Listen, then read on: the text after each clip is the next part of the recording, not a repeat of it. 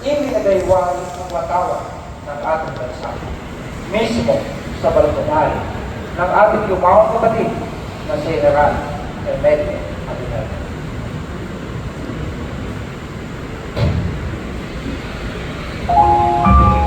Mga kababayan, ang watawat na daragdag sa inyo ay siyang watawat ng ating bansa. Kumakatawan ito sa isang bayan ng bansa na sa bawat may man ay may aking na hopes na inusuan. Isang pamilyografikong sakop ng paluway na walang kabukasan. Isang republika, demokratiko, malaya ang nagsasali. Ito isang sagisag ng mapagsang kalayaan na nagsasalarawan ng lahat ng kaakit-akit at dinadakila sa buhay ng mga Pilipino. Hinubog ng matupunong kamay ng panahon. Binigyang buhay ng isang mapagmahal sa kalayaang mga mamamayan at inahay na mapagpalang iwa sa lungkuhan ng mga bansa. Naging pangalagang palatandaan ito ng ating mga mamamayan at nabubuhay na sa isa ng ating mga karapatan ng tayo ay isla. Ang kaluluwa nito ay mabubuhay hanggang sa wakas ng panahon at ang kanyang matatayong ng mga alika ay matatapos lamang kapag ang mga bansa at mga lahi ay magmali ng wakas.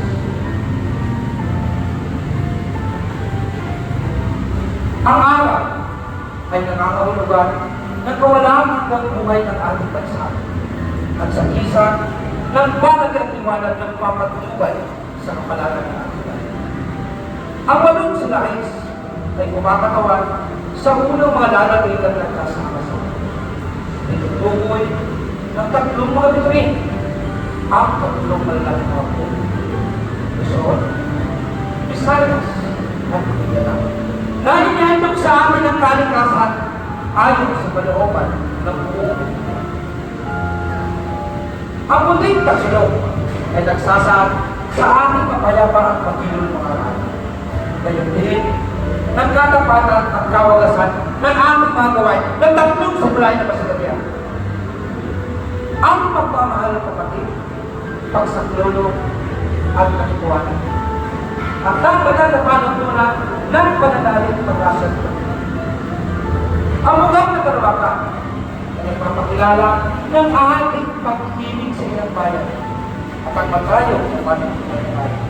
At ang malapad na pikulo nagpapaliwanag ng ating walang humpay na kakayan na nagpapanatili sa atin ng isang bahagi sa kalawakan ng galangan.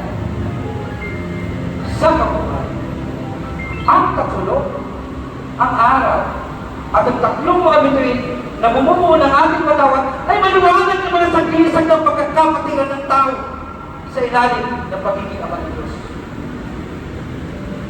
Tulad ng pinangarap ng ating mga ninuno. Naway po may nanggamit ito sa ibabaw ng malugay na maliligayan ng mamamayan sa panghabang. Kayo na natin matawag. Umangalimay. Isang sagisan ng pambihirang ganda at makabayang kapuluhan. Ang panang nilang pananglaw ng ating mga mamamayan sa isang mapayapa. Nagsasarili at malayang pamumuhay. Magpugay kayo dito. Sapagat ito ang kabuganap ng kalagayan ng ating mga ninuno sa panahon ng mga siklong nagdaan. Hagkanin nyo ito. Sapagat ito ang watawat na magiging ng mga anak ng ating sinarasan ni Maria Clara. Damhinin nyo ito sa inyong mga dibdib. Sapagat ito ang banal na watawat na binumutya ang ating Pilipinas. Ingatan ninyo ito sa inyong mga puso. Sapagat ito ang pagtandaan ng ating mga kapatid na nagwis ng buhay sa kapakanan ng ating bayan. Mahalin ninyo ito. Sapagat ito ang walang kasinalagang alaala ng ating bayan na mananatili magpakailan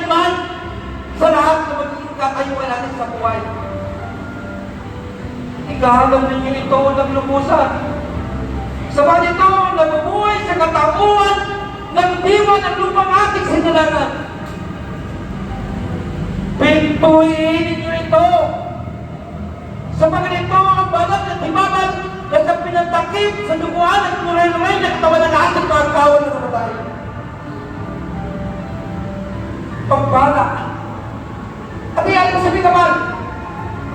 Sabagat ito, ang bunga na pumapagkasakit ng ating mga bayani na mayaman.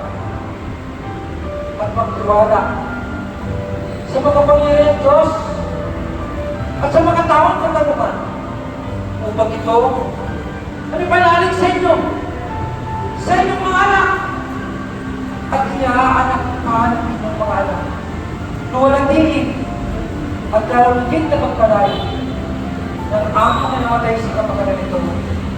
Sana hindi nakamatay ng walang